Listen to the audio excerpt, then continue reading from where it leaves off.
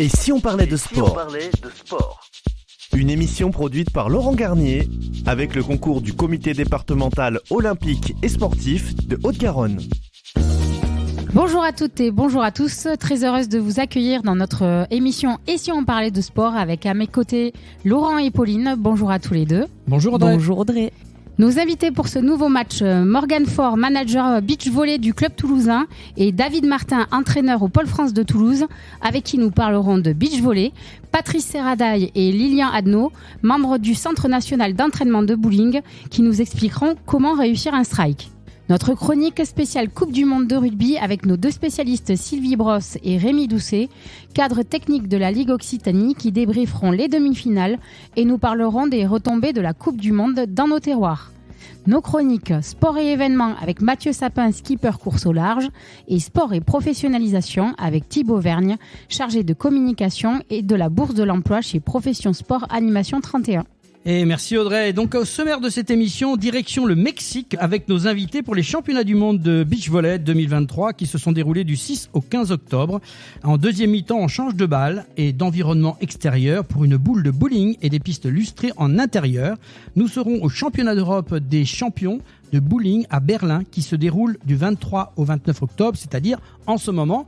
Mais avant ce coup d'envoi, place à l'avant-match et aux principaux résultats sportifs de la semaine. Et si on parlait de sport avant match? Et bienvenue dans notre avant-match avec les principaux résultats sportifs de la semaine avec Laurent et Pauline. Merci Audrey. On démarre par un Grand Prix d'Australie extraordinaire pour notre Johan Zarco national qui sur Ducati a remporté le Grand Prix d'Australie. À 33 ans, le pilote français a ainsi signé la première pole de sa carrière dans la catégorie reine en MotoGP, 6 ans après l'avoir intégré. Zarco a devancé les Italiens Francesco Bagnaia, leader du championnat du monde, et Fabio Di Giannantonio, tous les deux également sur Ducati. Et en Formule 1, Grand Prix des États-Unis, après avoir remporté la course sprint samedi à Austin, Max Verstappen s'est de nouveau imposé ce dimanche, alors qu'il partait depuis la 6e place sur la grille. Il signe sa 15e victoire de la saison et sa 50e victoire en carrière. Après les disqualifications de Lewis Hamilton, 2e, et Charles Leclerc, 6e, Lando Norris et Carlos Sainz complètent le podium. Et là, on va parler d'Ultra Trail et on va aller à La Réunion avec cette fameuse diagonale des fous à La Réunion. Le Français de 30 ans, Aurélien Dunant-Palaz, s'est accusé d'une main de mettre la fameuse diagonale des fous à La Réunion après 23 heures et 21 minutes de course. C'est la course la plus mythique à mes yeux. C'est celle qui me donnait le plus envie. Il a son caractère unique. C'est une île, on la traverse en diagonale. Le parcours est très technique avec de grosses variations de température. Tout ça m'attirait depuis plusieurs années. Donc remporter cette grande classique est une grande fierté, a déclaré Aurélien Dunant-Palaz. Et on va passer au triathlon avec le Super League Neom. Vainqueur de la finale de Neom en Arabie Saoudite, Léo Bergère a remporté l'édition 2023 de la Super League Triathlon. Chez les femmes, Cassandre Beaugrand s'est également imposée à Neom, mais le titre revient à la Britannique Kate Walk. On passe en patinage artistique. On sent que c'est la saison des sports d'hiver qui arrive avec à Skate America, alors que l'Américain Ilian Malinin a décroché la victoire au Skate America à Allen au Texas. Le Français Kevin Emos s'est classé à la 2e place. La paire française Evgenia Laporeva et Geoffroy Brissot, 3e du Skate America, eux-mêmes au Texas. Et aux États-Unis, avec la WTT d'Antalya en Turquie, pour la première fois de sa jeune carrière, Félix Lebrun, 17 ans, a remporté le tournoi WTT en simple. Dimanche à Antalya, il a enlevé la finale contre l'Allemand Dimitri Otcharov, 6 fois médaillé aux Jeux Olympiques, notamment en bronze en simple en 2012 et en 2021.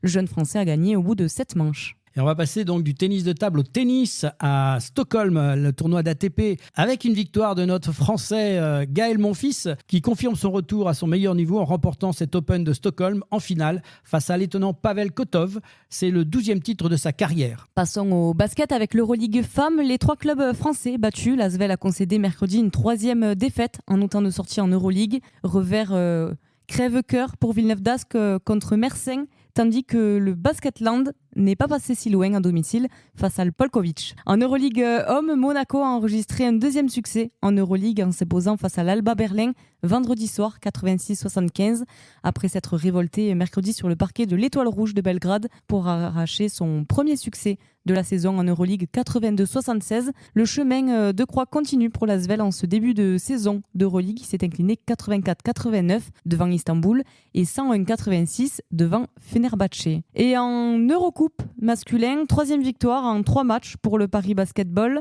large vainqueur de Hambourg pour la 3e journée d'Eurocoupe, 105-69. Et là, on va passer donc au handball avec la Ligue des champions féminines.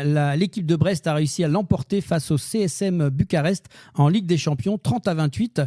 Metz, de son côté, a largement dominé les Roumaines du Rapid Bucarest ce dimanche en Ligue des champions, 33-22. En Ligue des champions masculine, 4e victoire en 5 matchs de Ligue des champions pour le Paris Saint-Germain qui est venu à bout des Danois d'Aalborg, 33-30. Le Montpellier Handball a concédé sa 3e défaite en 5 journées de la Ligue des champions, 32-27 à Gudme. Et en futsal et les mondiaux scolaires, premier sacre de l'histoire pour la France aux mondiaux scolaires de futsal avec une superbe victoire contre le Brésil en finale. Et donc dans le football maintenant, match amical France-Écosse, Pavard et les Bleus surclassent l'Écosse de 4-1. En qualification Euro Espoir 2025, l'équipe de France Espoir a atomisé Chypre 9-0 pour enregistrer la plus grande victoire de son histoire à la qualification à l'Euro 2025 et déjà bien engagée. On continue, mais ce coup-ci avec les féminines en Ligue des champions, tenues en échec au match aller 1-1, les Parisiennes du Paris Saint-Germain ont dominé Manchester United 3-1.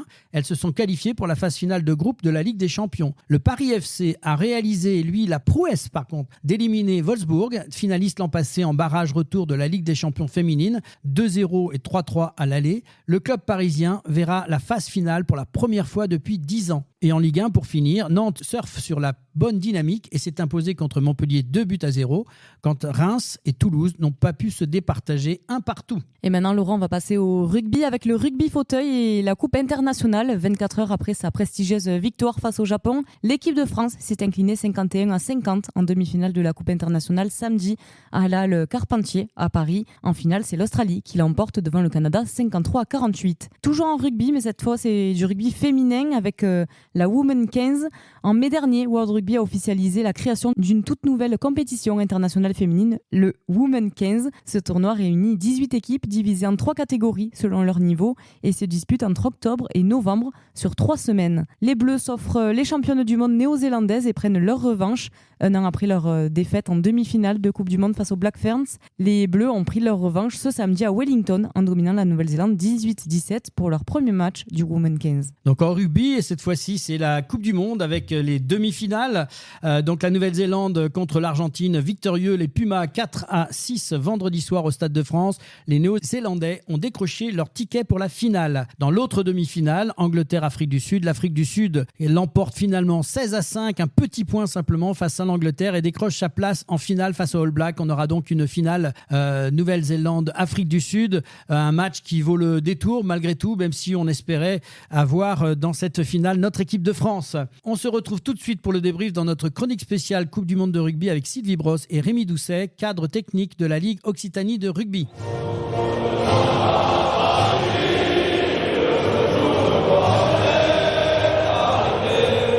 Chronique spéciale Coupe du Monde de rugby.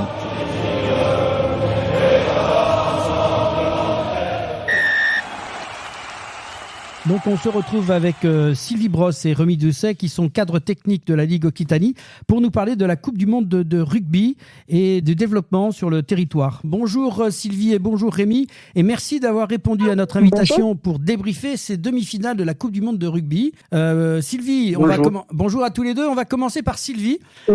J'imagine Sylvie que ça fut dur de regarder ces demi-finales sur le bord de la touche pour les Français, mais au-delà de la déception, quel regard as-tu porté sur ces deux rencontres ?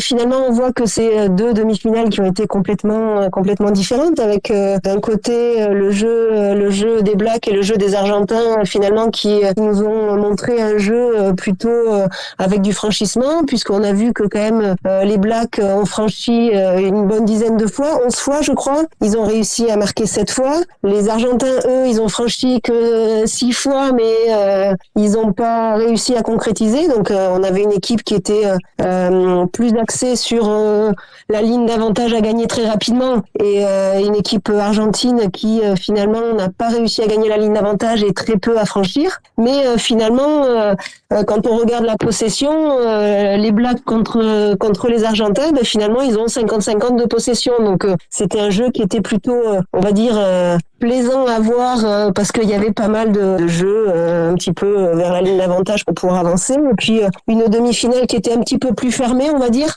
entre l'Angleterre et l'Afrique du Sud, où là finalement il y a eu très peu de gains de ligne d'avantage direct, où il y a eu un petit peu plus de jeux de dépossession, où les deux équipes se sont peut-être un petit peu plus regardées et annulées sur la deuxième demi-finale. Ouais, on pourrait dire qu'on s'est un peu ennuyé quand même, Sylvie, sur cette deuxième demi-finale entre l'Afrique du Sud et l'Angleterre. C'est sûr que c'est pas le même jeu. Après, ces deux équipes qui sont pas aussi joueuses que les Blacks et les Argentins aussi. Donc, on pouvait s'attendre à ce type de finale-là. Je pense que les Anglais, ils avaient regardé le match contre les Français aussi, donc ils savaient que ça se jouerait aussi beaucoup sur le jeu aérien. Et finalement, même si c'est les Anglais, on peut dire qu'ils ont été meilleurs que nous sur le jeu aérien. Et puis ça s'est joué à très peu de choses, avec un seul essai sur une demi-finale, 7 essais sur l'autre. Bon, on voit vite quelle demi-finale il valait mieux ne pas louper visuellement en tout cas.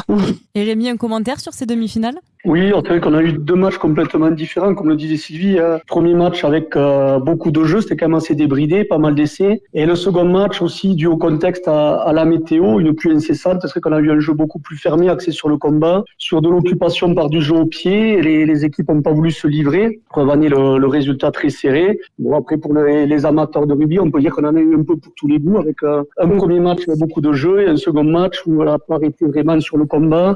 La conquête aussi qui a une part primordiale dans la victoire des Sudaf avec leur domination à mêlée fermée sur la fin de match. Donc voilà, deux oppositions différentes mais intéressantes. Et on va revenir plutôt dans la compétition. 5 matchs de poule se sont joués au Stadium de Toulouse. Quelles sont les retombées que l'on peut attendre sur le plan sportif de cette Coupe du Monde de rugby ? Donc sur les retombées, bien évidemment, on espère, on voit déjà un afflux de nouveaux licenciés dans les clubs de rugby. On est à entre plus 15 et plus 20% à peu près dans nos territoires. C'est déjà quand même un chiffre très intéressant. Donc c'est la première retombée immédiate. Maintenant, le but du jeu pour nous, pour les clubs, c'est d'arriver à fidéliser toutes ces nouvelles personnes qui ont ouvert la porte d'un club de rugby. Donc c'est ça la tâche qu'il va falloir faire à partir de maintenant.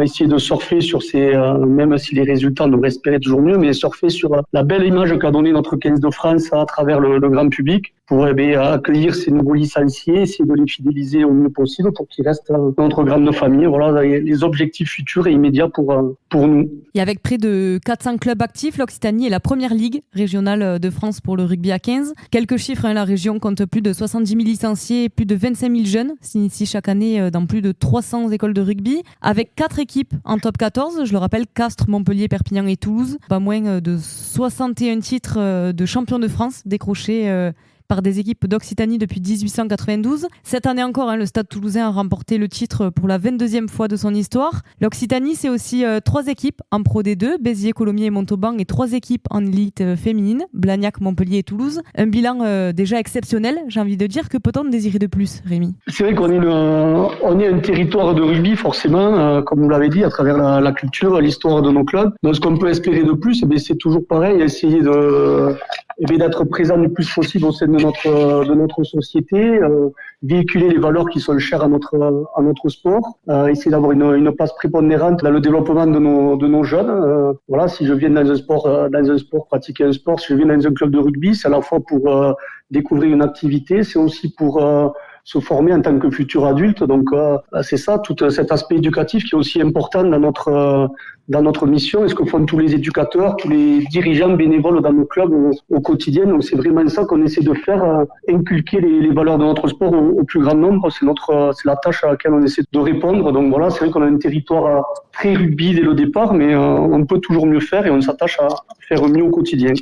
Et j'ai envie de demander à Sylvie ton petit commentaire, ta petite impression par rapport à justement à cette Coupe du Monde qui est venue en Occitanie. Là, qu'est-ce que tu peux nous dire et ton sentiment par rapport à ce développement? Comme l'a dit Rémi, effectivement, on s'aperçoit que dans les écoles de rugby, il y a énormément, notamment de jeunes qui arrivent dans nos clubs. Donc c'est plutôt une belle retombée. Ensuite, il y avait quand même la Ligue Occitanie et les comités départementaux ont aussi beaucoup travaillé autour du milieu scolaire et notamment sur la Haute-Garonne où il y a beaucoup de classes, d'écoles, d'enseignants qui ont pu gagner des places pour aller voir les matchs sur le Toulousain, sur le Montpellierin aussi. Et je pense que cet engouement qu'on a pu donner sur le milieu scolaire en montrant que le rugby c'est pas que ce qu'on peut voir à la télé avec un sport vraiment qui parfois peut faire peur. On a essayé de montrer que le rugby c'est plein d'autres choses, c'est de l'ambiance autour des stades, c'est des supporters qui se répondent en chantant et en se serrant la main ou en buvant une bière ensemble. Et je pense que cette Coupe du Monde enfance et les retombées qu'il peut y avoir, c'est aussi autour des valeurs que prône le rugby et de la culture finalement rugby qu'il peut y avoir autour du jeu, cette culture de la bienveillance et de la bonne entente, même si on supporte pas la même équipe, on supporte le même sport et je pense que c'est ce qui nous a permis en fait de pouvoir accueillir beaucoup de nouveaux pratiquants et qui les feront rester dans nos clubs. Merci à tous les deux pour ce témoignage et surtout l'analyse de cette Coupe du Monde de rugby. Ce fut un plaisir de partager ce moment avec des spécialistes de rugby. Nous souhaitons une bonne continuation dans vos missions respectives. Merci à la Ligue Occitanie de rugby d'avoir joué le jeu en participant à ces chroniques. Je vous dis à très bientôt et encore bravo pour tout le travail que vous faites dans cette belle ligue. À très bientôt. Merci. À bientôt. Merci. Au revoir. Au revoir. Et maintenant, place à la première mi-temps de cette émission Et si on parlait de sport avec nos invités Morgane Faure, manager du beach volley du club toulousain, et David Martin, entraîneur au Pôle France de Toulouse, avec qui nous parlerons de beach volley. Et si on parlait de sport? Première mi-temps. Retour dans l'émission Et si on parlait de sport avec nos invités, donc Morgane Faure, manager beach volley du club toulousain, et David Martin, entraîneur au Pôle France de Toulouse, pour nous parler de beach volley. Bonjour à tous les deux et merci d'être là. Bonjour. Bonjour. Alors, les championnats du monde de beach volley se sont tenus au Mexique du 6 au 15 octobre dernier avec des résultats plutôt décevants. Défaite en 16e de finale des Françaises Lézana Placette et Alexia Richard. Et chez les hommes, les leaders de l'équipe de France, Arnaud Gauthiera et Youssef Krou, qui étaient en quête d'une qualification olympique, ont été éliminés au premier tour. Rémi Bassereau et Julien Linel ont eux aussi été éliminés en phase de groupe de ces mondiaux. Quel bilan peut-on tirer de ces résultats de l'équipe de France, David ou Morgane? Bon, c'est moi qui vais m'y coller. Allez. C'est vrai que c'est des résultats qui sont décevants pour l'ensemble du staff, mais aussi d'abord pour les athlètes. Et on est dans des cas très différents. Concernant Arnaud Gauthiera et Youssef Krou, le week-end précédent, ils étaient à Paris, à Roland-Garros, pour l'Elite 16, un des 8 plus gros tournois de la saison. C'était leur tournoi de reprise, puisque Youssef s'était blessé mi-juillet, donc il n'avait pas joué depuis 2 mois. Et ils ont réussi à terminer 9e sur ce tournoi, ce qui est plutôt un bon résultat. Ils ont enchaîné tout de suite avec un avion pour partir au championnat du monde qui démarrait 4 jours après, au Mexique. Problème d'altitude aussi, changement de... Problème d'altitude puisqu'on était à plus de 2000 mètres sur le site de la compétition, mais aussi grippe. C'est-à-dire qu'ils descendent de l'avion, ils arrivent à l'hôtel, Youssef se sent pas bien, grippe. Et il passe 3 jours au lit au lieu d'être 3 jours à l'entraînement pour s'adapter à l'altitude. Donc effectivement, c'est des aléas. C'est des aléas des globetrotters, des beachers globetrotters, où parfois c'est des choses qui arrivent. Là, ça arrive vraiment à un très mauvais moment. On l'a pas fait exprès, on t'a invité dans cette émission, c'était pas prévu, on pensait au contraire t'inviter pour nous parler d'un bon résultat. Voilà, donc voilà. C'est pas piégé, c'est le hasard qui fait que malheureusement pour eux, mais c'est bien, on comprend mieux maintenant ce qui s'est passé. Et c'est vrai que Arnaud et Youssef se sont battus et ils perdent leur 3 matchs de poule au tie-break à chaque fois. Ils sont à 2 doigts de battre les Américains numéro 3 mondiaux qui sont dans leur poule. Mais bon, ça se joue sur des petits détails où quand on n'est pas à 100% physiquement, voilà, à ce niveau-là, ça pardonne pas. Et chez les filles, c'est logique, c'est... Chez les filles, c'est un petit peu différent. Alexia et Lézana terminent à la 17e place, ce qui, malgré tout, correspond à leur classement mondial. Elles sont 19e aujourd'hui. Donc, c'est pas une contre-performance de s'arrêter là. Mais c'est vrai qu'on attendait tous un petit peu plus parce qu'on sait qu'elles en sont capables, à l'image de ce premier set, qu'elles perdent 26-24 alors qu'elles ont l'avantage de +2 en fin de set. Bon, voilà, c'est encore une fois, ça se joue sur ces détails. Elles étaient elles aussi à Roland-Garros le week-end avant. Elles se déplacent que 3 jours pour s'adapter à l'altitude. C'était un petit peu dur. Elles sont quand même 19e mondiale. Elles sont en course pour la qualification directe au jeu. Oui, j'ai demandé, est-ce que les deux, là, est-ce qu'on a des couples qui vont être qualifiés quand même Oui, aujourd'hui, les 17 premiers mondiaux à l'issue de la phase de qualification olympique iront directement au jeu. Aujourd'hui, Alexia et Zanas sont 19e, donc elles en sont très très proches. Arnaud et Youssef étaient dedans, mais avec le mauvais résultat, là, ils viennent de sortir de ces 17 premiers. Et bon, on va se rattraper sur les prochains tournois en Asie. Dans une semaine, on est en Chine. Dans 15 jours, on est en Thaïlande. Ils vont retourner au combat. On peut leur faire confiance. Il n'y aura plus de grippe du coup. Il a eu une fois, c'est bon. J'espère, parce que là... Du coup, peut-être Morgane, est-ce que tu peux nous décrire du coup le beach volley ou le volleyball de plage et nous donner quelques notions de règles, parce que j'ai cru comprendre qu'il y a des différences, donc est-ce que tu peux nous expliquer? Oui, avec plaisir. Du coup, la première particularité du beach volley, c'est que c'est une discipline qui se joue à 2 contre 2 sur un terrain qui est légèrement plus petit que le terrain du volleyball indoor, puisque le volley indoor se joue sur du 9 mètres sur 9 mètres. En beach volley, on est sur du 8 mètres sur 8 mètres. Voilà, donc ça reste quand même 64 mètres carrés à couvrir pour 2 personnes, avec le fait d'être une discipline d'extérieur, donc les éléments comme le vent, la forte chaleur, l'altitude, la pluie, qu'il faut prendre en compte, qu'on n'a pas dans le volleyball indoor. La petite particularité par rapport au volleyball de plage, c'est que le volleyball de plage comprend plus les disciplines de 4-4, 3-3, notamment le 3-3 qui est aussi développé en France. Donc voilà, on peut dire que le beach volley, c'est la discipline olympique référencée 2 contre 2. Et en Occitanie, où est-ce qu'on peut pratiquer ce sport? Alors, est-ce qu'on a des terrains de plage? Oui, déjà on a la plage, parce qu'on a quand même un beau littoral en Occitanie. Donc après, en Occitanie, côté Montpellier, donc il y a un club là-bas qui a des structures notamment couvertes pour pouvoir pratiquer toute l'année. À Toulouse, on a un club donc, qui s'appelle aussi le Beach Volley toulousain, qui est implanté côté Creps de Toulouse. On a une convention avec le Creps qui nous permet également de pratiquer toute l'année.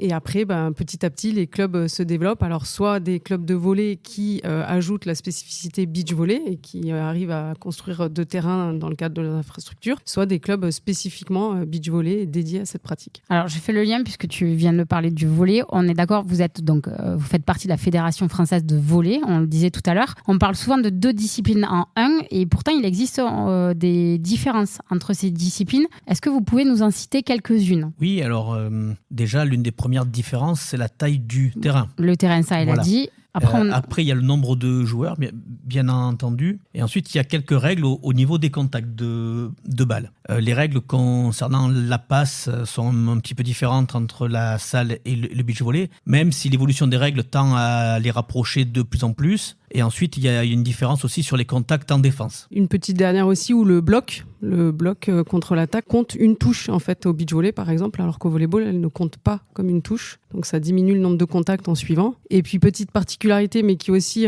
s'amoindrit petit à petit, c'est qu'initialement, ou en tout cas quand moi j'étais joueuse, le coaching était interdit en fait au beach volley. Donc vous êtes 2 sur un terrain et vous êtes seul, un petit peu comme au tennis. Donc à vous de faire vos choix stratégiques. Vous n'avez pas de remplaçant, donc vous restez sur le terrain quoi qu'il arrive. Voilà. Alors qu'au volleyball indoor, on a les changements, on a le coach. Donc le coach intervient maintenant de plus en plus. Et là David prendra la parole, mais au niveau international et sur les compétitions jeunes. Mais voilà, l'esprit du beach volley, c'était vraiment ça, un petit peu plus un sport individuel qui se joue à 2, on va dire, mais voilà, sans coaching. Donc c'était quand même assez important. Oui, c'est vrai qu'il y a toujours eu historiquement une énorme autonomie de décision de la part des joueurs, puisqu'ils n'avaient pas de coach avec eux. C'est quelque chose qui tend à évoluer. Aujourd'hui, dans toutes les catégories jeunes, dans toutes les compétitions internationales, le coaching est autorisé. Sur le circuit national en France, les coachs sont autorisés, aux États-Unis aussi, au Brésil aussi. Donc, on s'attend aussi dans les prochaines années à une évolution de ce côté-là. Et on m'a parlé aussi de ballon, qui est différent. Oui, c'est vrai. La pression du ballon. La pression du ballon est différente en salle et en beach. En beach, le ballon est un petit peu moins gonflé, ce qui va faciliter un petit peu toutes les défenses hautes et toute la partie des défenses pour relancer le jeu. Comme on n'est que 2 sur le terrain, c'est vrai que c'est un élément supplémentaire pour faciliter la relance du jeu. Quels sont les projets de développement pour rendre le beach volley accessible au plus grand nombre et donner envie à des pratiquants de rejoindre ce sport ? Je crois qu'il y a 2 axes. Il y a un premier axe qui doit être important, c'est d'abord la création d'infrastructures. On le voit bien avec ce qui est arrivé à Toulouse, avec la création de la halle de beach sur le Krebs. Depuis que c'est arrivé, on est passé d'un club du beach volley toulousain, tu me le confirmeras, tu connais mieux les chiffres que moi, Morgane, mais qui était aux alentours d'une centaine de licenciés. Aujourd'hui, ils sont presque 300. Il y a un deuxième club qui s'est créé. On a des comités d'entreprise qui viennent entre midi et 2. On a des écoles qui viennent aussi faire une activité sportive sur les infrastructures, plus le pôle. À l'arrivée, c'est autour de 500 personnes qui sont en activité sur cette structure. Donc, je pense que le premier point, c'est la création d'infrastructures couvertes. Oui, mais aussi extérieures, bien entendu. Après, il y a un deuxième point qui va être bien évidemment le développement de masse, mais ça, c'est un développement dans les écoles, en direction des jeunes. Mais comment faire ce développement-là s'il n'y a pas d'infrastructure ? Donc ça passe d'abord par cette première étape. Je le rejoins totalement et c'est vrai que nous on arrive à un palier par exemple à l'échelle club, à l'échelle locale où on a besoin d'infrastructures pour continuer d'évoluer, pour continuer de pouvoir toucher un public jeune. On essaye d'avoir des actions auprès des collèges pour monter notamment par exemple une section sportive. Voilà, et tout ça on doit le faire en collaboration avec le Krebs et avec le Pôle France et pouvoir permettre aussi qu'il y ait des championnats qui sont toute l'année. En fait, le problème c'est qu'on intègre des jeunes mais on n'a pas forcément des compétitions ou des matchs les week-ends. Et donc, les jeunes qui sont en recherche de cela, on peut pour le moment ne pas répondre à cette demande-là. Oui, on avait eu la chance de t'avoir avec André sur un gros événement aussi de création à la Halle de la Machine. Et c'était déjà aussi compliqué de créer ce genre d'événement. Alors là, c'était rajouter du sable sur une place publique. Donc, mais là, on était sur une échelle européenne et des équipes nationales, donc moins de 21 ans. Là, j'imagine plutôt à l'échelle locale le développement des jeunes sur un niveau, régional. Rien que régional, si on pouvait proposer déjà un regroupement une fois par mois, ça serait déjà beaucoup pour eux. Alors que là, aujourd'hui, ce n'est pas le cas. Il y a une Coupe de France sur les catégories M13, M15, M18. Mais c'est à partir d'avril et quand la saison de salle est finie. Voilà, de septembre jusqu'à mars-avril, c'est plus difficile d'avoir des événements, des regroupements sportifs pour eux. Et quel conseil justement donneriez-vous aux jeunes qui souhaitent se lancer dans le beach volley mais qui n'osent peut-être pas Moi, ce que j'ai toujours dit, c'est que dans un premier temps, le beach volley et le volleyball peuvent être tout à fait complémentaires. Ça apporte énormément aux jeunes. Ce sont ils vont travailler des choses différentes, mais c'est quelque chose qui va les faire évoluer. Ils se spécialiseront un petit peu plus tard, quand ils auront choisi ce qu'ils préfèrent, quand ils auront choisi l'activité où ils seront peut-être un petit peu plus en confiance. Mais quand on démarre, on peut tout à fait associer les deux. Et dans ce cas-là, c'est vrai que la situation actuelle avec une saison hiver en volleyball et une saison été sur le beach est tout à fait compatible, mais on espère d'ici quelques années avoir suffisamment développé l'activité pour pouvoir proposer une activité beach annuelle. Un conseil peut-être, Morgane, pour oui. Les jeunes ou pour d'autres personnes, les moins jeunes. De moins jeunes, aussi, parce que c'est une discipline qui est plus souple et douce aussi au niveau des articulations, puisqu'on est sur le sable, donc on a vraiment tout type de public.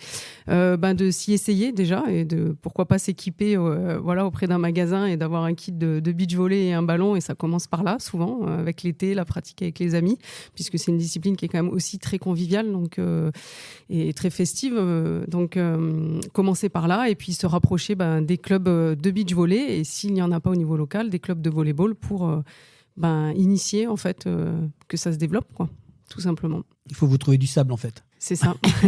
Du sable et une structure, un peu comme le bowling aussi.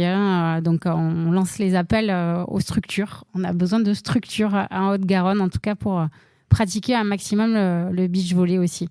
En tout cas, merci beaucoup. Merci. Est-ce que vous avez peut-être envie d'apporter quelque chose, un témoignage qu'est-ce que ça vous a apporté, le beach volley ? Moi, je vais vous dire, j'ai démarré le volleyball d'abord en milieu scolaire.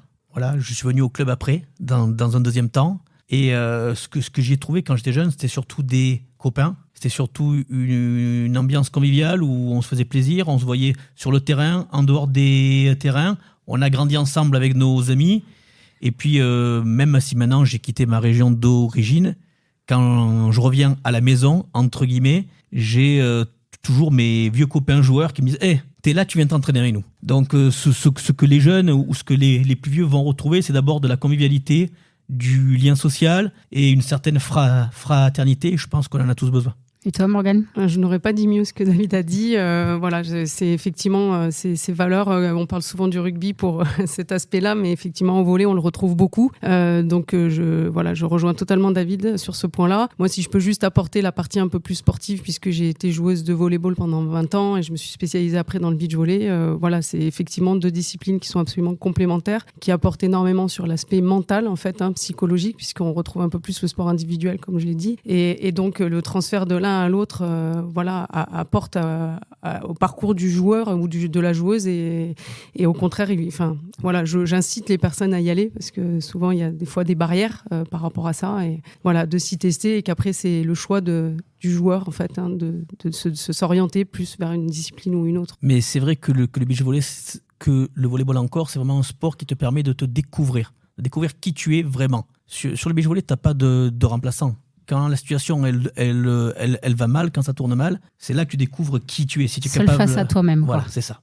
Ouais. Et ça, c'est un élément qu'on n'a pas forcément quand on est en 6-6. Merci beaucoup à tous les deux en tout cas. Merci Morgane et David pour vos analyses sur le championnat du monde, pour votre présentation du beach volley dans la région Occitanie. Bonne continuation pour le développement de la discipline. Vous êtes les bienvenus dans l'émission quand vous voulez pour parler de beach volley. Place maintenant à la chronique événement avec Mathieu Sapin, skipper course au large au micro d'Audrey Fidotto. Et si on parlait de sport, la chronique. Retour sur la chronique sport et événements avec Mathieu Sapin qu'on a eu déjà la chance de recevoir. Skipper course au large qui revient sur son expérience dans la Mini Transat. Pour rappel, course transatlantique en solitaire et sans assistance à bord de voilier de 6,50 m. Départ des Sables d'Olonne avec une escale à Santa Cruz de la Palma aux Canaries pour une étape puis arrivée à Saint-François, pointe nord de l'île de la Guadeloupe sur la Grande Terre. Donc merci Mathieu d'être là. Alors effectivement la Mini n'est pas fini et tu vas expliquer justement ta présence et je n'en dis pas plus, donc ton retour sur ton expérience.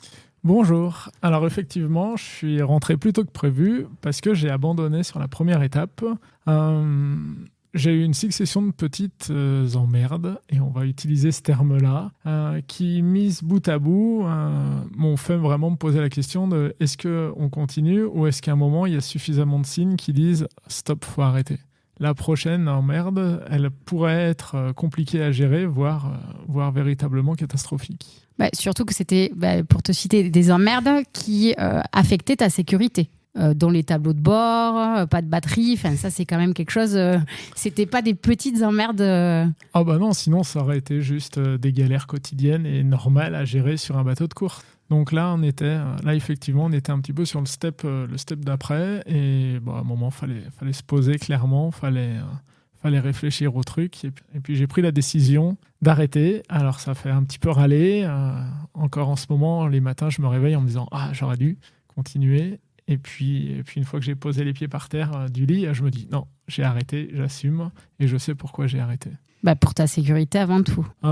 Oui, pour ma sécurité. Et puis, alors, si on reprend au départ, d'abord, la première histoire, c'est la veille du départ, on nous annonce que le départ est reporté à cause d'une mauvaise météo, et on ne savait pas à quand.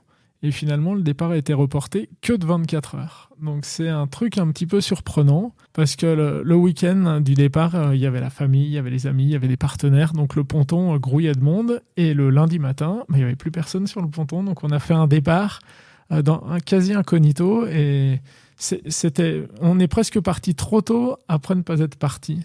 Ça aurait, psychologiquement, j'aurais été plus prêt si on m'avait dit on part 5 jours après. Mais bon, c'était le jeu. Et on s'était tous préparés à partir le 24 septembre. Finalement, on est parti le 25. Donc, c'était un départ de ponton surprenant. Après, dès qu'on est sur l'eau, on est dans la course, et ça s'était lancé.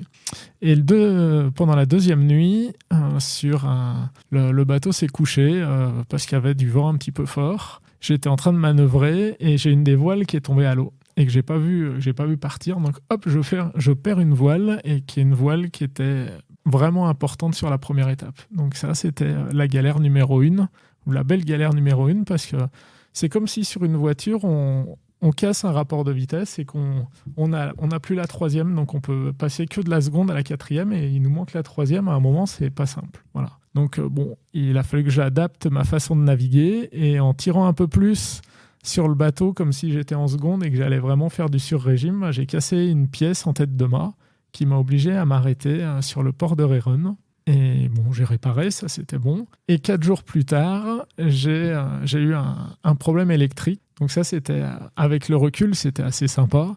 J'ai eu à 22h une alerte, batterie faible, et 10 minutes après, j'étais dans le noir complet. Donc les batteries se sont coupées en 10 minutes. Donc il n'y avait plus de radio, plus de VHF, plus d'AIS pour être repéré par les cargos qui nous entourent, plus de GPS, plus de pilote automatique, plus de lumière sur le bateau. Donc j'étais vraiment dans le noir, à la barre, au milieu du rail des cargos. Et j'ai barré de 23h à 8h du matin où j'étais trop cramé. À 8h, il a fallu que je dorme 2 heures. Donc c'était une belle expérience. C'était pas la première fois que ça m'arrivait, mais en tout cas c'était la première fois autant au large et puis surtout dans un rail de cargo où on croise des bateaux qui font 250 mètres de long quand nous on en fait 650 quoi. Donc en fait 2 jours on nous voit déjà pas beaucoup, mais alors là 2 nuits sans rien, ils peuvent nous passer dessus, en fait, ils nous sentent pas. Là, j'ai envie de dire, la bonne nouvelle, c'est que mes parents et mes enfants avaient prévu d'être en Guadeloupe pour l'arrivée. Donc, je vais prendre un avion, je vais aller les rejoindre, mais je serai en vacances. Donc, je verrai les copains arriver, ça permettra de boucler la boucle. Mais j'arriverai pas en bateau comme prévu. Bon, en tout cas, merci pour ton témoignage sur cette quand même magnifique aventure humaine entre l'homme et la mer. Bonne continuation et surtout bonne préparation pour tes futurs défis. On en reparlera si tu veux. Tu es le bienvenu sur l'antenne quand tu voudras. Merci. Merci, à bientôt. C'est la mi-temps, retour au vestiaire et on se retrouve dans quelques instants pour parler bowling avec Patrice Serradell et Lilian Adnaud, membre du Centre national d'entraînement de bowling. Et si on parlait de sport, mi-temps.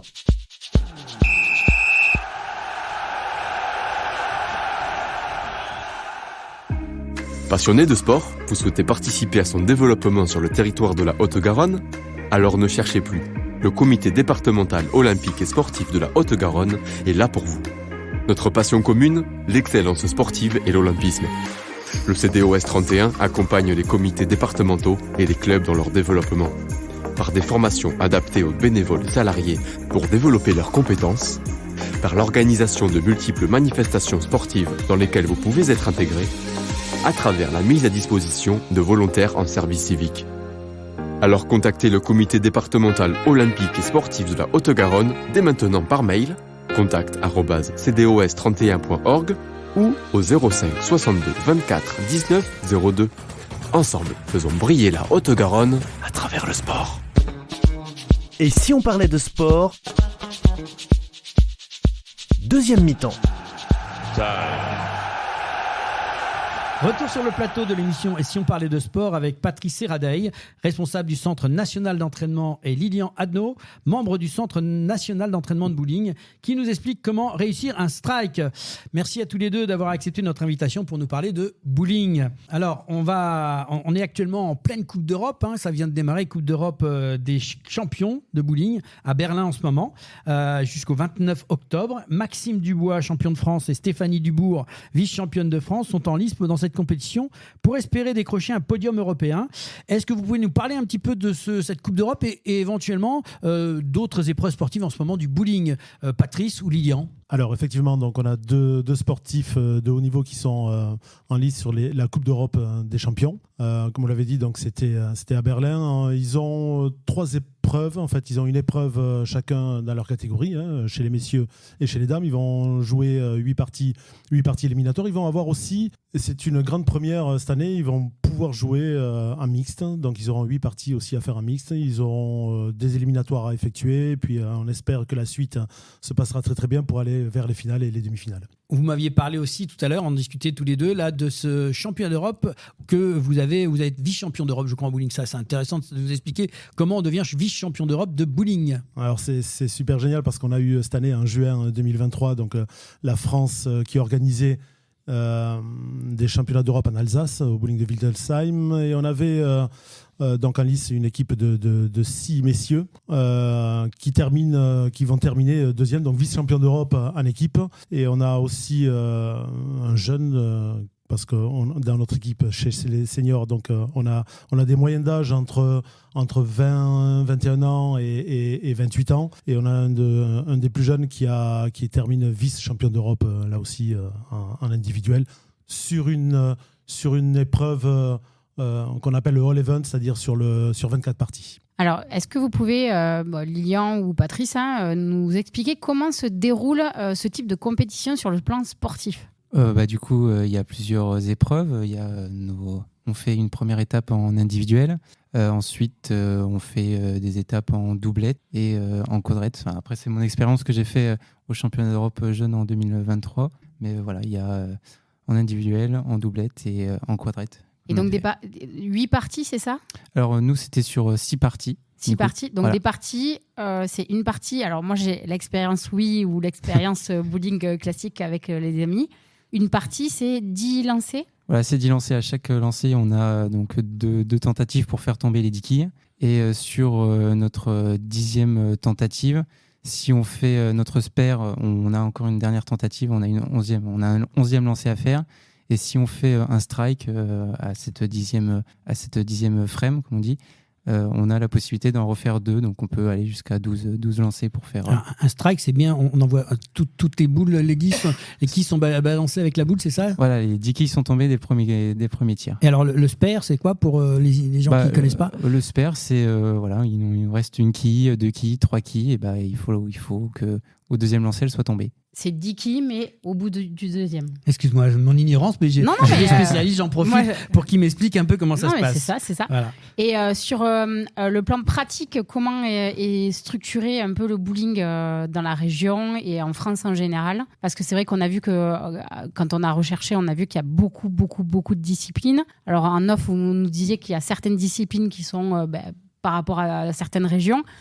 Sur la région Occitanie, quelles sont les différentes disciplines bowling, et comment vous pouvez nous expliquer comment est structuré le bowling au sein de la région ou du département ? Alors notre fédération, à la base, elle est multidisciplinaire, donc comme vous venez de le dire, il y a 8 disciplines. Et notre région, elle est très riche parce qu'elle accueille 5 disciplines. On a le bowling qui est là, une des disciplines majeures. Et on a ensuite des disciplines qui sont beaucoup plus centrées par région. Notamment, si on va dans le Gers, on a les quilles au maillet. Dans l'Aveyron, on va avoir ce qu'on appelle les quilles de 8. On a aussi les quilles de 9 et les quilles de 6. Donc, on a tout un tas d'activités régionales qui sont vraiment très culturelles, très ancrées dans le patrimoine. Et par contre, pour en revenir au bowling, le bowling est pour l'instant, la seule activité de haut niveau sur laquelle on va pouvoir organiser des championnats d'Europe, des championnats du monde, etc. Toi, Lilian, qu'est-ce qui t'a donné envie de pratiquer le bowling et de le pratiquer maintenant à haut niveau ? Enfin, tu es quand même... Moi, mon histoire avec le bowling, elle date un peu. J'ai commencé à l'âge de 8 ans. Bon, avant, j'ai fait du foot, j'ai fait de l'équitation, je suis passé par tout un tas de sports. Et un jour, comme ça, je suis allé dans un bowling. Il y avait...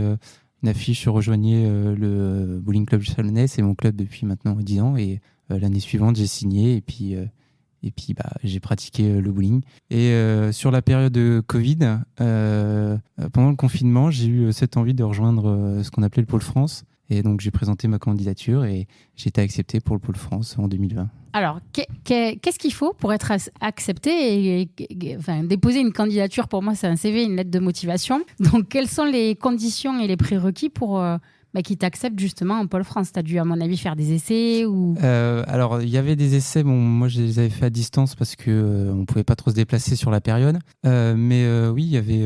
fallait rentrer si on avait un bon dossier déjà scolaire. Après, il y avait aussi sur notre niveau... technique, si on avait déjà des bases techniques, tactiques, etc. Et puis, il y avait aussi donc, une lettre de motivation, un CV, et puis une lettre de recommandation de la part de notre entraîneur et de notre présidente de club. Alors, peut-être Patrice, toi qui es responsable de la performance, Comment on évalue la performance peut-être au sein du bowling? Et effectivement, là, il parle de tactique, de technique. Enfin, moi, j'ai vu une petite vidéo où la boule, tu n'es pas du tout droit en mode tu fais des effets. Enfin, voilà. Est-ce que ça fait partie des évaluations? Oui, alors nos évaluations, elles sont à plusieurs niveaux. Il a parlé des paramètres techniques et tactiques. Donc, en fait, ce que l'on recherche quand on détecte des talents, c'est on va déjà chercher les datas, c'est-à-dire les compétitions qu'ils ont jouées. On regarde les résultats qu'ils ont.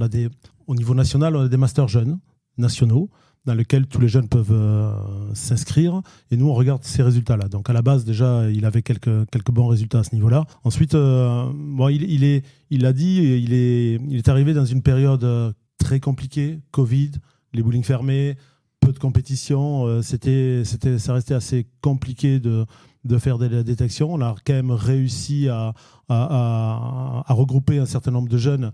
On s'est entraîné quand même par la suite dans des bowlings fermés. Il n'y avait que nous qui étions dans les bowlings puisqu'on ne pouvait pas accepter le public. Et voilà. Globalement, on passe par des dossiers et on passe, là maintenant, si je peux donner 2 mots, là, on passe par des journées de détection nationale. On a des journées de détection nationale. Ça fait 2 ans qu'on les organise sur Clermont-Ferrand. Il y a des bases de recrutement sur le tactique, on l'a dit, et le technique, mais pas que ça.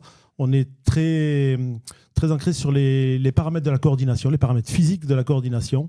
Et ce qui nous intéresse, c'est un petit peu la capacité des jeunes allez, si on rentre un petit peu dans les détails, à être équilibré, coordonné entre le bas et le haut du corps, voilà, et qui soit capable de s'orienter. Enfin, voilà. On a tout un tas de travail qui est fait par un préparateur physique.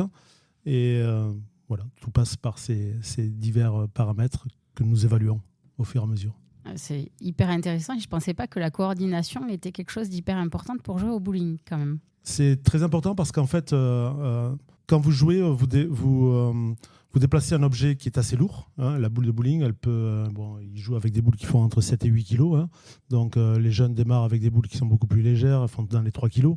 Mais au fur et à mesure qu'on monte en âge et qu'on gagne en force, les boules sont de plus en plus lourdes. Sur un entraînement qui fait à peu près 200 lancers, vous voyez à peu près le nombre de la charge qui est déplacée. On atteint facilement 1,5 tonne. Donc il faut qu'on soit en forme. Et pour en revenir à ces paramètres de coordination, le mouvement bowling, on coordonne des mouvements de pas avec un balancier qui est très important. On a exactement les mêmes problématiques que le golf. C'est-à-dire qu'il faut qu'on ait un haut fluide. Vous voyez les swings du golf. Au bowling, c'est exactement la même chose. Et ancré dans le sol, donc bien stable, bien ancré. Donc c'est tout ça qu'on essaye de développer. Quel type d'équipement il faut pour jouer au bowling en fait? Parce qu'on les voit, ils ont des gants parfois ou des poignées. Enfin, ils ont un peu de matériel. Il y a des chaussures spéciales. Comment ça se passe? Oui, c'est très technique. On a des chaussures spéciales. Pourquoi? Alors, les chaussures, en fait, on a des semelles et des talons interchangeables pour que le joueur puisse retrouver les mêmes qualités de glisse sur la piste. Il y a une prise d'élan pour lancer l'objet, il y a une prise d'élan pour lancer la boule, et donc on est obligé après, suivant la qualité du revêtement, d'adapter sa glisse, retrouver toujours les mêmes qualités de glisse. Donc on change les semelles et le talon de nos chaussures de glisse. Vous avez parlé de poignées, effectivement, c'est des poignées de force, c'est un peu comme une attelle. En fait, l'idée techniquement, c'est de maintenir le poignet droit, pour ne pas qu'il y ait de torsion, parce que c'est néfaste. On essaye En fait, l'objectif, c'est de transmettre la meilleure énergie possible à la boule pour qu'elle ait de la vitesse et de la rotation. Ça, c'est les bases techniques. Et les poignets peuvent aider et compenser certains défauts à la base. Sur un plan pratique, comment est structuré le bowling en France et plus précisément du coup dans notre région? Alors on est structuré avec donc on a une fédération qui est présente ici donc à la Belge, à Toulouse. Nous avons des ligues régionales maintenant, des super ligues, puisque l'Occitanie regroupe tous les départements que l'on connaît. Et ensuite on fonctionne par en redescendant comités départementaux pour ceux qui ont des comités départementaux.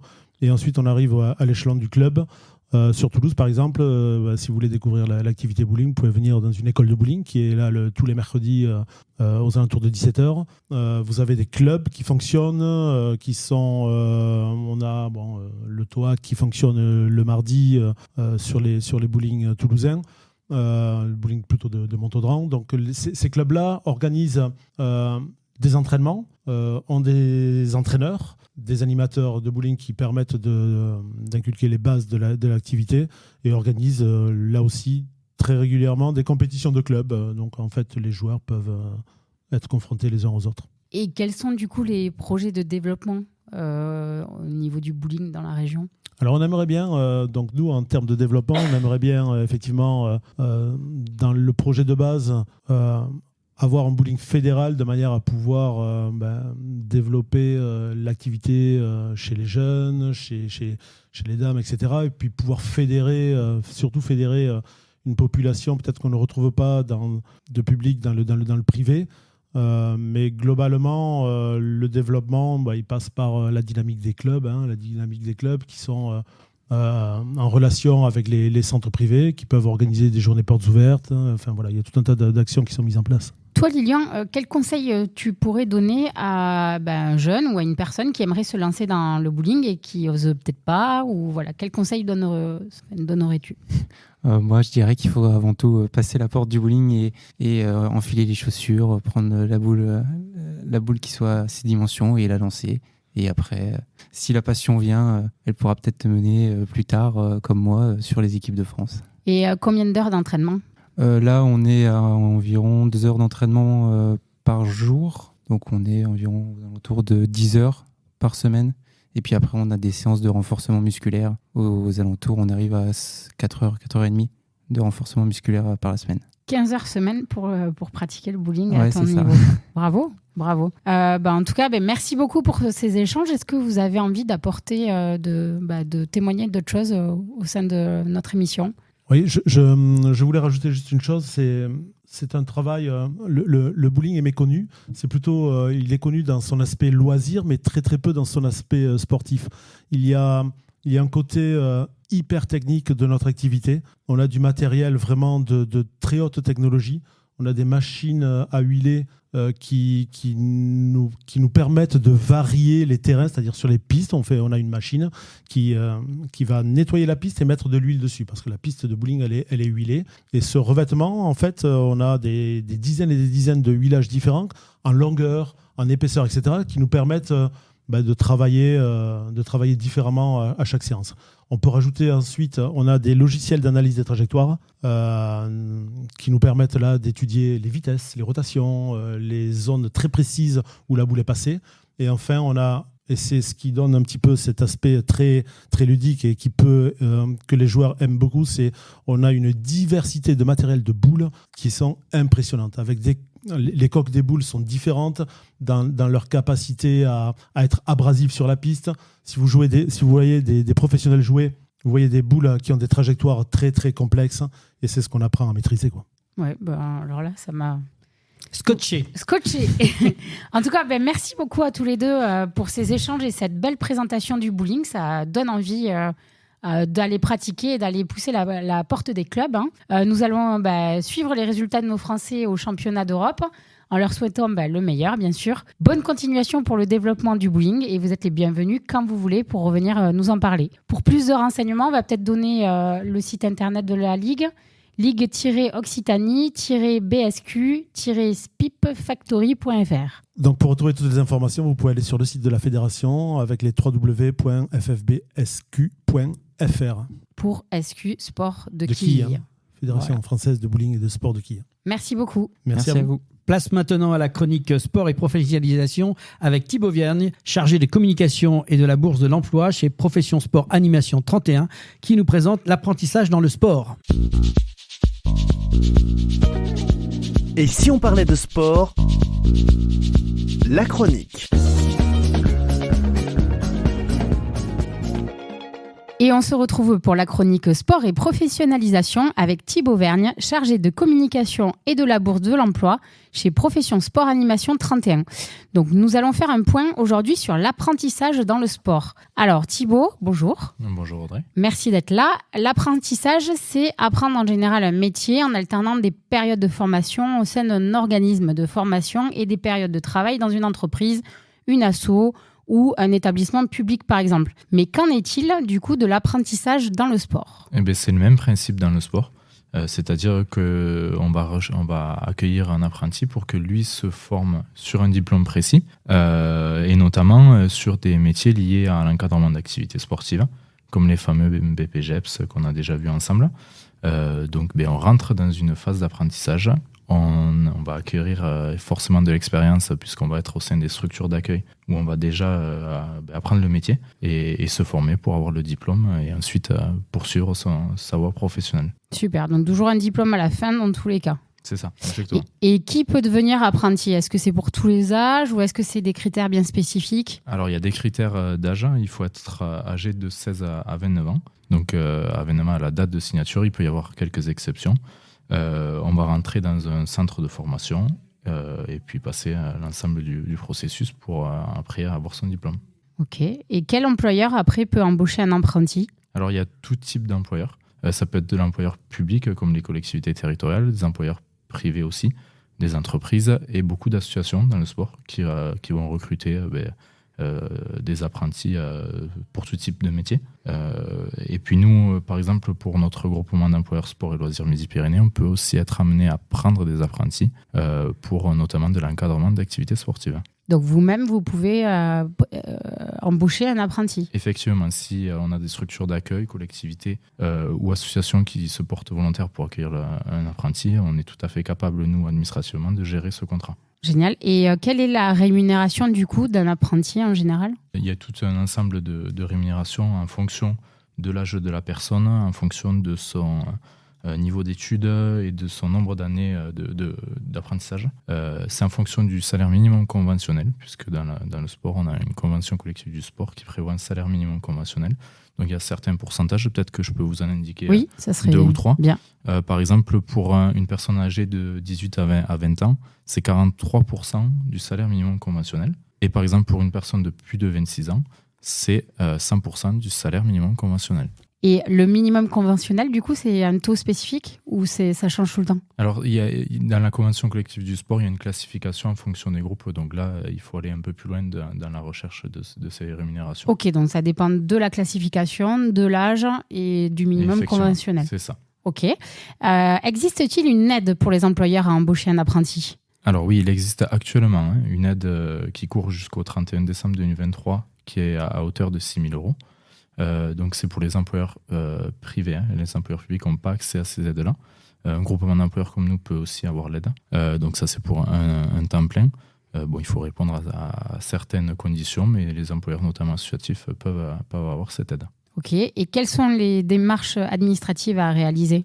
Alors la première des choses, quand on veut faire un contrat d'apprentissage, c'est de prendre contact avec le CFA, donc le centre de formation d'apprentis. Par exemple, sur l'Occitanie, il y a le centre de formation d'apprentis Sport Animation Occitanie, qui est porteur du contrat d'apprentissage et qui va faire le lien administratif entre l'apprenti et l'employeur. Au-delà de ça, il faut un maître d'apprentissage, donc c'est la personne qui va être quand même responsable de la formation, qui va faire le lien entre l'entreprise et le CFA. Donc là, c'est un moment important parce que c'est une personne qui doit être ressource aussi pour l'apprenti, pourra éventuellement lui poser différentes questions et puis qui va l'accompagner tout au long de son contrat d'apprentissage. Ok, après, on continue.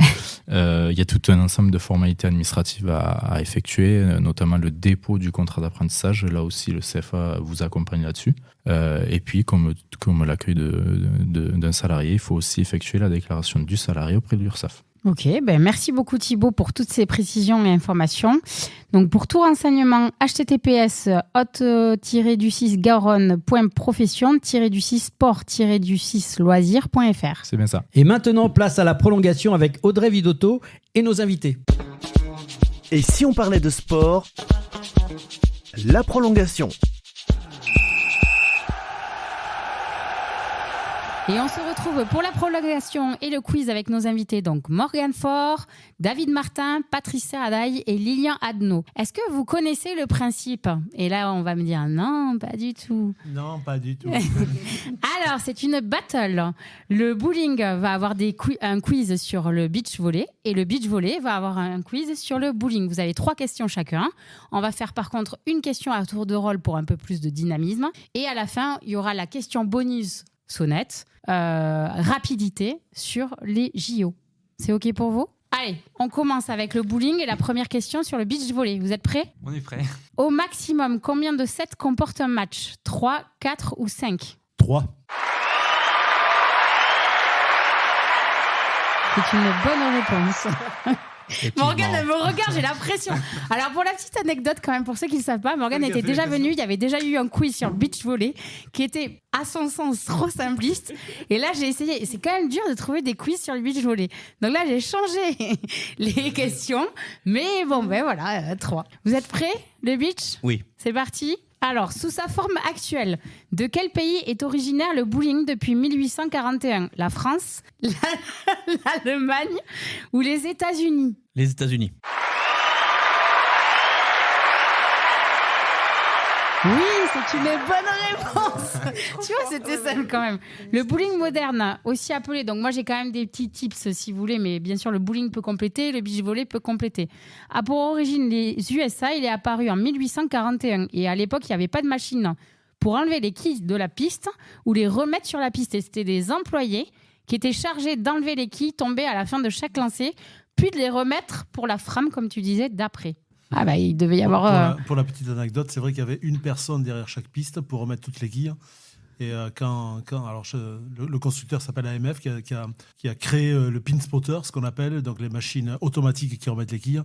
Et il y a toute une génération de gens qui sont retrouvés au chômage parce qu'ils étaient payés quand même pour remettre les quilles. Quoi. Ça, mais en bonne santé parce qu'ils prenaient pas de boules sur la tête non plus. Et ils remettaient les quilles et ils devaient renvoyer les boules. Hein.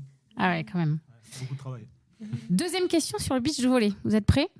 Quelle épaisseur doit avoir la couche de sable ? Environ 60 cm, environ 40 cm ou environ 20 cm ? Ah ouais, ça c'est une belle question.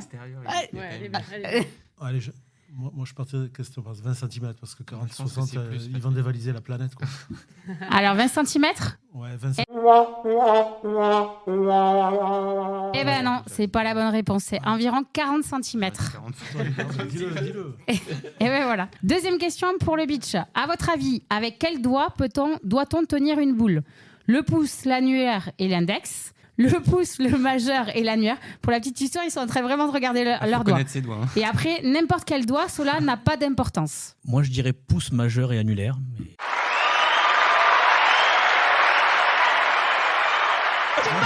C'est une bonne réponse. Troisième question. Non, commence pas. Troisième question. Le set décisif en beach volley se dispute en 10 points, 15 points ou 20 points ? Mais j'aurais dit 20. Je te suis. Et non, c'est une mauvaise... 15 mais non, c'est trop tard. 20, il a suivi et c'était 15 points, effectivement. Troisième et dernière question également pour le beach. Vous venez de réaliser le perfect game. Vous avez réalisé que des strikes. Quel est votre score et combien de strikes avez-vous réalisé ? Votre score, attends, il y a 3 réponses. Votre score est de 200 et vous avez réalisé 10 strikes. Votre score est de 300 et vous avez réalisé 12 strikes. Ou votre score est de 400 et vous avez réalisé 14 strikes. Ça m'est jamais arrivé personnellement. Imagine. Moi, je suis en moyenne à 1 strike par partie, alors je suis un peu loin là. Bah alors, dans une partie, il y a combien de lancers possibles ? 10 strikes. 10 strikes, t'as qu'une boule, ouais, ça fait 10 boules. Est-ce que t'as des parties gratuites quand tu fais des... T'as des boules gratuites quand tu réussis trop un strike ? Est-ce que même joueur joue encore ? Je sais pas. Ouais, vas-y, Morgane. Allez, 10 strikes. Et non, c'était effectivement... Si à la dernière partie, tu strikes, tu as le droit encore de rejouer. Tu peux aller jusqu'à 12 strikes et 300 points. Voilà. Ouais, parce qu'à chaque frame, on peut marquer 30 points maximum. Donc, c'est 30 x 10... 2. Donc c'est le beach volley qui l'emporte, mais on fait quand même la question bonus rapidité. Donc là, il faut le mettre au milieu. Voilà, pas de triche. Est-ce que vous êtes prêts ? Donc le premier doit buzzer. Et vous allez voir, celle-là, elle est facile. Autant la semaine dernière, ils n'ont pas répondu. Les JO. Ok. Donc la France et Paris vont organiser effectivement les Jeux Olympiques 2024. Quel monument est représenté sur le logo de Paris 2024 ? La Tour Eiffel ? Oui, c'est une bonne réponse. Et bien voilà, ils ont gagné le beach volley à remporter, David. Quel monument tu pouvais taper direct. Bah oui, mais c'était facile. Mais des fois, voilà, c'est facile quand même. En tout cas, merci à tous les 4 d'avoir joué le jeu. Vous êtes les bienvenus quand vous voulez et pour refaire une petite battle ou même pour parler, bien sûr, de votre discipline. Merci beaucoup. Merci beaucoup, c'était un plaisir. Et si on parlait de sport? Fin du match. Et fin du match de cette émission et avec les grands rendez-vous de la semaine dans l'agenda des sportifs.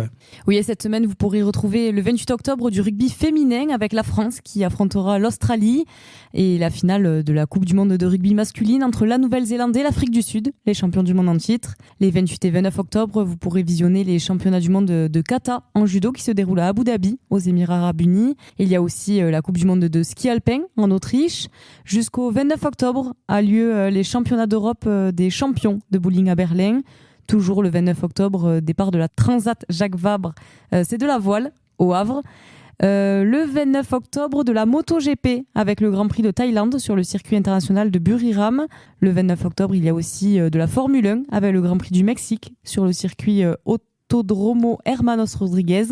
Et dimanche a aussi lieu le retour du Top 14 avec Montpellier qui joue contre le Racing 92, Perpignan qui reçoit Pau, Castres se déplace à La Rochelle et le stade toulousain qui accueille Bordeaux. Jusqu'au 29, il y a également les championnats du monde de karaté à Budapest en Hongrie.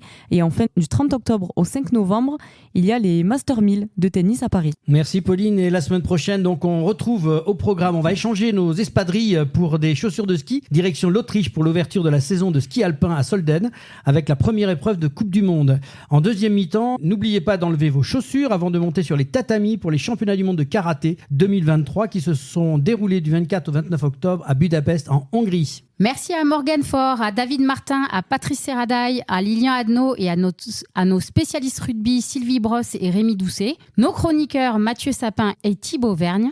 C'est la 20e émission de Et si on parlait de sport. Merci à tous les internautes qui nous suivent de plus en plus nombreux. Continuez à nous écouter et à partager sur les réseaux. Merci à l'équipe du comité départemental olympique et sportif de la Haute-Garonne pour son aide précieuse à la réalisation de cette émission. Merci à l'équipe technique qui nous a permis de réaliser cette 20e émission, Pauline, Marin et Sébastien, notre partenaire informatique Simper-Connect pour ses conseils avisés. Merci Audrey et merci Laurent. Merci Pauline. Et on se retrouve la semaine prochaine pour une nouvelle aventure de Et si on parlait de sport la semaine prochaine.